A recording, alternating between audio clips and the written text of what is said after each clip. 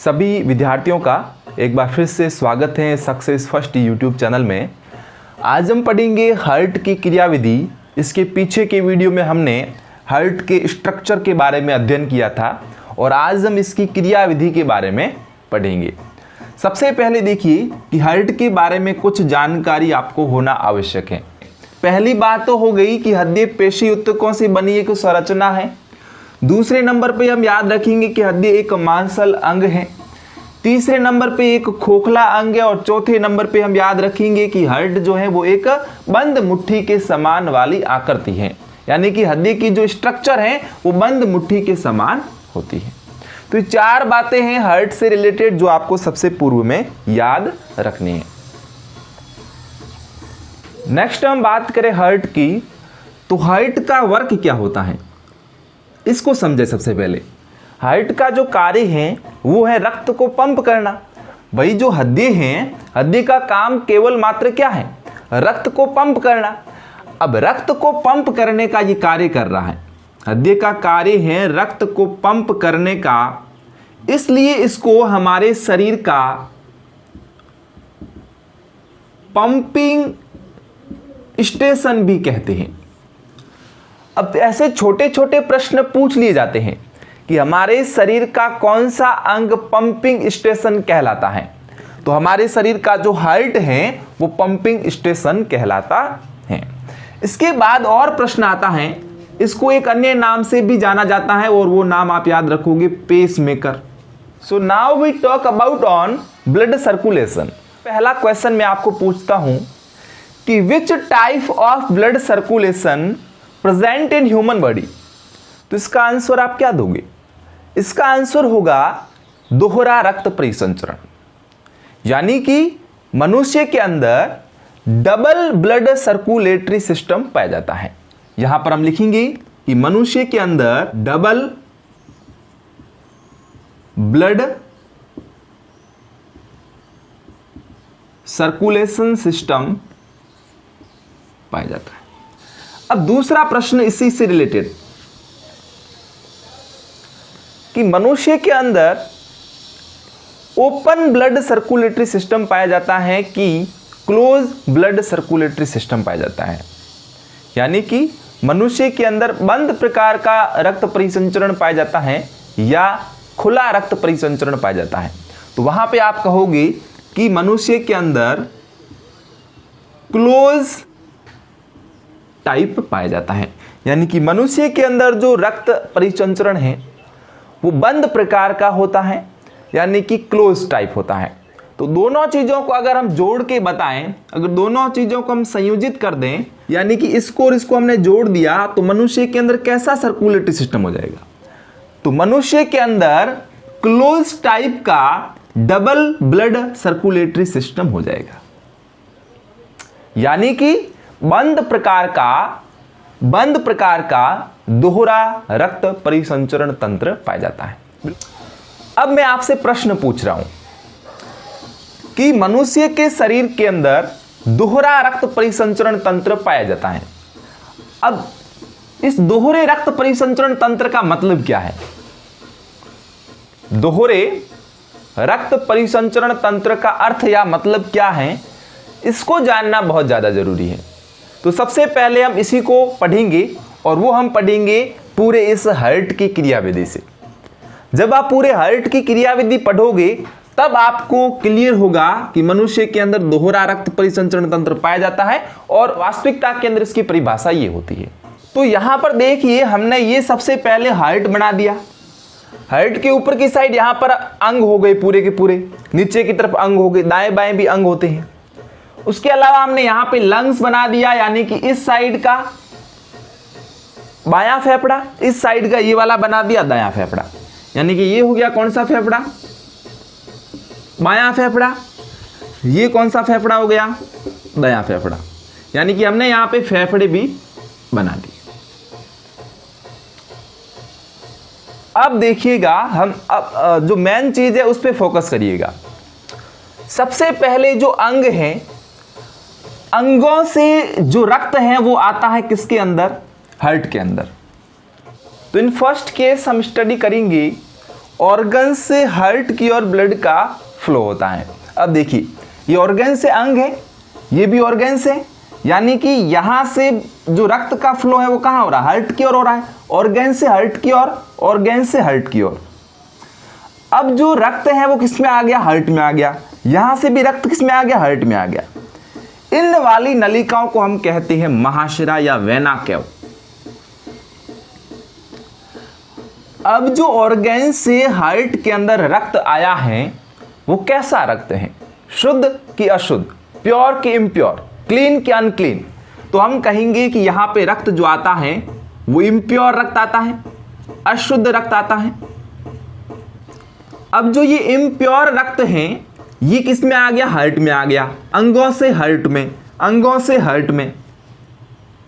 दूसरी बात, जो ये अशुद्ध रक्त है हम कैसे परिभाषित करें कि कोई रक्त अशुद्ध रक्त है? तो हम कहेंगे कि जब रक्त के साथ में CO2 मिश्रित हो, जब रक्त के साथ में CO2 मिश्रित होती है तब हम कहते हैं कि हमारा जो रक्त है वो अशुद्ध है या फिर इम्प्योर है। महाशिरा से ब्लड का फ्लो कहां हो रहा है? दाएं आलिंद में होगा, यानी कि राइट एट्रियम के अंदर। तो ये ब्लड आ गया इसके अंदर, राइट एट्रियम के अंदर। रक्त अभी भी अशुद्ध ही है, रक्त के साथ में अभी भी CO2 मिली हुई है। आगे चलें। इसके बाद जो ये वाला भाग हमने बनाया था इसको हमने कहा है त्रिवलनी कपाट। इंग्लिश में से बोलते हैं ट्राइकप्सिड वॉल्व, हिंदी में से कहते हैं त्रिवलनी कपाट। यानी कि जो दायां आलिंद था वहां से जो ब्लड था अशुद्ध ब्लड वो किस में आ गया? वो आ गया दाएं निले में। कहां से होकर आया? त्रिवलनी कपाट से होकर आया। तो ब्लड त्रिवलनी कपाट से होते हुए दाएं निले में प्रवेश कर गया। अब आपका एक वाजिब प्रश्न होगा कि सर ये त्रिवलनी कपाट क्या कार्य करता है? तो इस त्रिवलनी कपाट या ट्राइकप्सिड वॉल्व या एंट्रियोवेंट्रिकुलर वॉल्व का अर्थ यह होता है कि जब रक्त आलिंद से निले में आ जाता है तो वापस से रक्त का फ्लो ऑपोजिट साइड में नहीं हो, यानी कि रक्त आगे ही जाएगा, वापस रक्त नहीं जाएगा। यह कार्य होता है ट्राइकप्सिड वॉल्व का और माइट्रियल वॉल्व का। तो यह चीज आप जरूर याद रखें। तो अब हमारा जो रक्त है अशुद्ध रक्त वो दाएं निले में प्रवेश कर चुका है, राइट वेंट्रिकल के अंदर प्रवेश कर चुका है। इसके बाद यहां पर जो ये निले हैं इसमें संकुचन होगा। क्या होगा? संकुचन होगा, और संकुचन होने के कारण जो रक्त है वो फुफ्फुसीय धमनी में पंप किया जाएगा। यानी कि अब जो रक्त है वो इस फुफ्फुसीय धमनी में आ जाएगा। अब फुफ्फुसीय धमनी इधर भी निकल रही है, इधर भी निकल रही है। तो कुछ रक्त तो इस साइड चला जाएगा और कुछ रक्त यहां से इस तरफ आ जाएगा। फुफ्फुसीय धमनी में हमेशा अशुद्ध रक्त बहता है, ये आप जरूर याद रखें।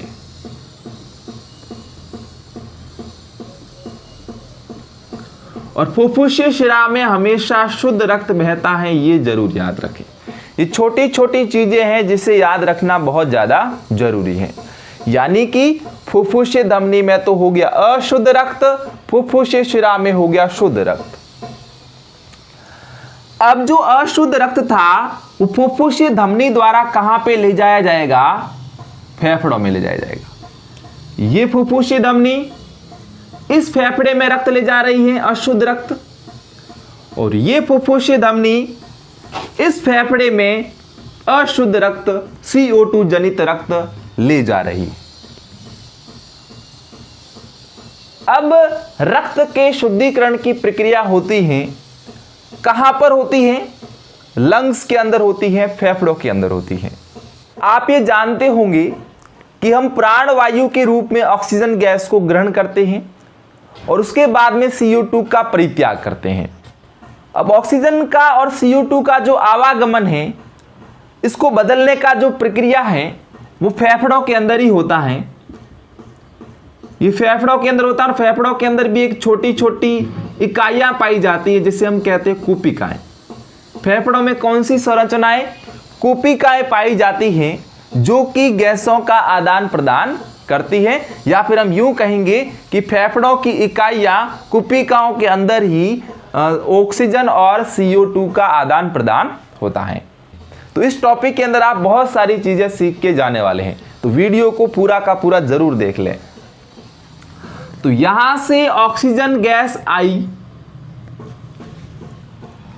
और CO2 का यहां से क्या होगा? परित्याग होगा। यहां से भी वही प्रोसेस, ऑक्सीजन अंदर आएगी, CO2 शरीर से बाहर जाएगी। ऑक्सीजन अंदर आएगी, कहां में आएगी? फेफड़ों में आएगी। यहां पर भी कहां आएगी? फेफड़ों में आएगी। CO2 कहां जाएगी? शरीर से बाहर जाएगी। अब देखें CO2 कहां से लाई जा रही है, तो यहां पर देख लीजिए आप, किस रक्त के साथ में CO2 मिला हुआ है और यहां पर भी रक्त के साथ में CO2 मिश्रित है। और जब कभी भी रक्त के साथ में CO2 मिश्रित होती है तो हम कहते हैं कि रक्त जो है वो अशुद्ध रक्त है। अब ये अशुद्ध रक्त यानी कि CO2 युक्त रक्त फेफड़ों में जाएगा और CO2 यहां से पृथक हो जाएगी और शरीर से बाहर त्याग दी जाएगी। अब वापस जो रक्त बनेगा, अब इस रक्त के साथ में ये ऑक्सीजन मिश्रित हो जाएगी, यानी कि अब जो हमारा ब्लड है वो प्योर हो जाता है, शुद्ध हो जाता है। यहां पर भी यही प्रोसेस होगी, रक्त के साथ में ऑक्सीजन मिल जाती है, यानी कि ब्लड हमारा अब कैसा हो गया है? शुद्ध हो गया है। शुद्ध यानी कि प्योर ब्लड फुफ्फुसीय शिरा के द्वारा यानी कि पल्मोनरी कैव के द्वारा हार्ट के अंदर वापस से लाया जाता है। अब देखिए ये हमारी है पल्मोनरी कैव यानी कि फुफ्फुसीय शिरा, यहां से अब जो ब्लड है वो लाया जाएगा हार्ट के अंदर और इस फुफ्फुसीय शिराओं के द्वारा भी हार्ट के अंदर ब्लड को लाया जाएगा। प्रश्न पूछा जा सकता है कि फुफ्फुसीय शिरा या फुफ्फुसीय शिराएं यानी कि पल्मोनरी कैव ब्लड हार्ट के किस भाग में लाती हैं? तो हार्ट के बाएं आलिन यानी कि लेफ्ट एट्रियम के अंदर लाती हैं, यानी कि अब ब्लड यहां पे आ जाएगा। किस भाग में? लेफ्ट एट्रियम यानी कि बाएं आलिंद के अंदर अब हमारा ब्लड जो है वो आ चुका है। अब ये ब्लड कैसा है? अब ये ब्लड प्योर है, अब ये ब्लड शुद्ध है। बाएं आलिंद से ब्लड का फ्लो होता है बाएं निल्ले में यानी कि लेफ्ट वेंट्रिकल के अंदर। इन दोनों को पृथक कौन करता है? तो पृथक करता है द्विवलनी कपाट जिसे हम कहते हैं माइट्रियल वॉल।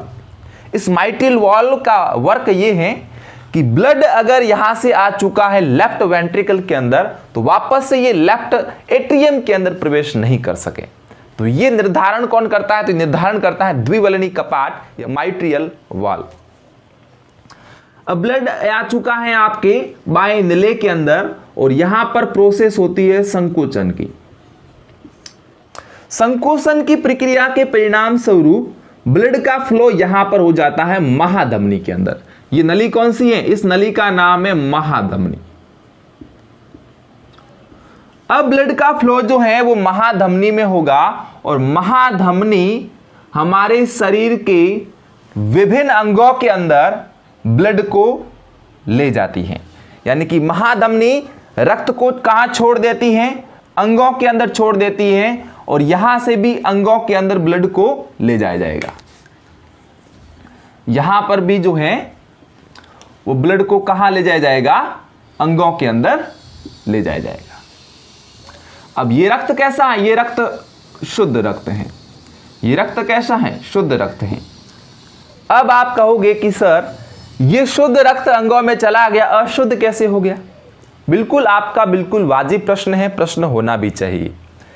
हम जानते हैं कि हम भोजन ग्रहण करते हैं और हमारे शरीर के अंदर ग्लूकोज बनता है C6H12O6। यहां पर इस ग्लूकोज के साथ में ऑक्सीजन क्रिया करता है और ग्लूकोज के साथ में ऑक्सीजन जो ही क्रिया करता है तो उत्पाद के रूप में कार्बन डाइऑक्साइड बनती है, जल बनता है और इसके साथ में बनती है एटीपी के रूप में एनर्जी। एटीपी के रूप में क्या बनती है? एटीपी के रूप में बनती है एनर्जी। यानी कि ग्लूकोज के साथ में जो ये ऑक्सीजन ये आई थी, शुद्ध रक्त का मतलब क्या है? इसके अंदर ऑक्सीजन मिली भी थी, ये ऑक्सीजन इस ग्लूकोज के साथ में मिल गई और ग्लूकोज के साथ में मिली तो CO2 बन गई और जल बन गया और ऊर्जा मिल गई अपने शरीर को। अब ये ऑक्सीजन जो थी वो क्या काम आई? ऑक्सीजन हमारे शरीर को एनर्जी प्रोवाइड करवाने के लिए ही काम आई। CO2 बन गई ना, अब CO2 बनी है तो अब CO2 यहां पे आ जाएगी, रक्त के साथ में क्या मिल गई? CO2 मिल गई, वापस से हार्ट में लाई जाएगी और वापस से हार्ट से राइट एट्रियम में, फिर राइट वेंट्रिकल में, फिर वापस से पल्मोनरी आर्टरी के अंदर और वहां से लंग के अंदर, और लंग से वापस पल्मोनरी कैव के द्वारा वापस से लेफ्ट एट्रियम में, फिर यहां पे लेफ्ट वेंट्रिकल के अंदर, फिर वापस से इसके अंदर महाधमनी में यानी कि एरोटा के अंदर और वापस से ऑर्गन्स के अंदर। ये प्रोसेस चलता रहता है। तो इस प्रक्रिया के अंदर हृदय से रक्त कितनी बार गुजरा? तो इस प्रोसेस के अंदर हृदय से रक्त गुजरा 2 बार, यानी कि यहां से रक्त जो है वो 2 बार गुजरा। अब 2 बार गुजरा तो हम इन दोनों को नाम भी दे सकते हैं। जो अलग अलग परिवहन हो रहा था, जो अलग अलग रक्त का परिवहन हो रहा था, हम इसको 2 नाम दे सकते हैं। पहला कैसे दोगे? ध्यान से देखिए, ये ऑर्गन से हार्ट की ओर ब्लड को लाया जा रहा है, यानी कि इस संचरण को हम कहेंगे, इस परिसंचरण को हम कहेंगे दैहिक परिसंचरण। दैहिक परिसंचरण, दैहिक परिसंचरण इसलिए कहा क्योंकि ऑर्गन से ब्लड का फ्लो हार्ट की ओर हो रहा है। दूसरी बात है कि लंग से हार्ट की ओर लाया जा रहा है, लंग से शुद्ध रक्त हार्ट की ओर लाया जा रहा है, यानी कि इसे हम कहेंगे फुफ्फुसीय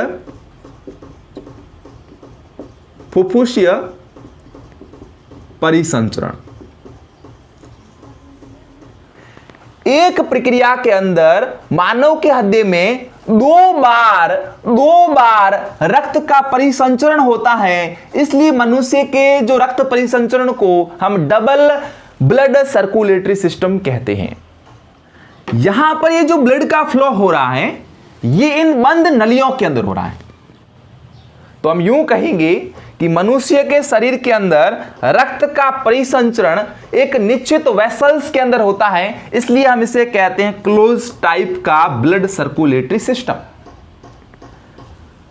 अब आपसे छोटा सा सवाल, बिल्कुल आसान सा प्रश्न पूछा जाता है कि ये जो ब्लड वेसल्स होती है, रक्त वाहिनियां होती हैं, ये कितने टाइप की होती हैं? तो 2 प्रकार की होती है मुख्य रूप से, एक होती है धमनी और दूसरी होती है शिरा।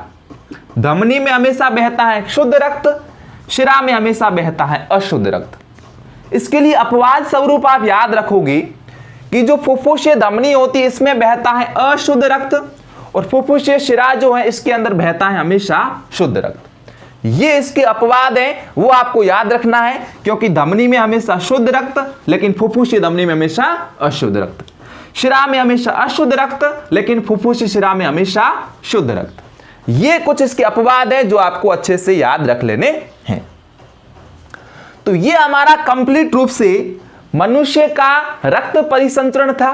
तो यहां पर आपने क्या पढ़ा? यहां पर आपने पढ़ लिया मनुष्य के अंदर double blood circulatory system, human heart की क्रियाविधि, और आपने पढ़ा क्लोज टाइप का blood circulatory system in human. अगर आपको ये वीडियो अच्छा लगा है, पसंद आया है, तो इसको लाइक करें, अधिक से अधिक अपने मित्रों तक शेयर करें ताकि वो भी इस वीडियो का फायदा उठा सकें। आपने अभी तक इस चैनल को सब्सक्राइब नहीं किया है तो इस चैनल को सब्सक्राइब कर दीजिए और पास के बेल आइकन की घंटी को जरूर दबा दीजिए ताकि यहां से जब भी इस प्रकार की वीडियो अपलोड किए जाएंगे उनकी नोटिफिकेशन सबसे पहले आपके पास पहुंचेगी। लगातार हमारे साथ इसी प्रकार से जुड़े रहने के लिए आप सभी का प्रेम पूर्वक बहुत बहुत धन्यवाद।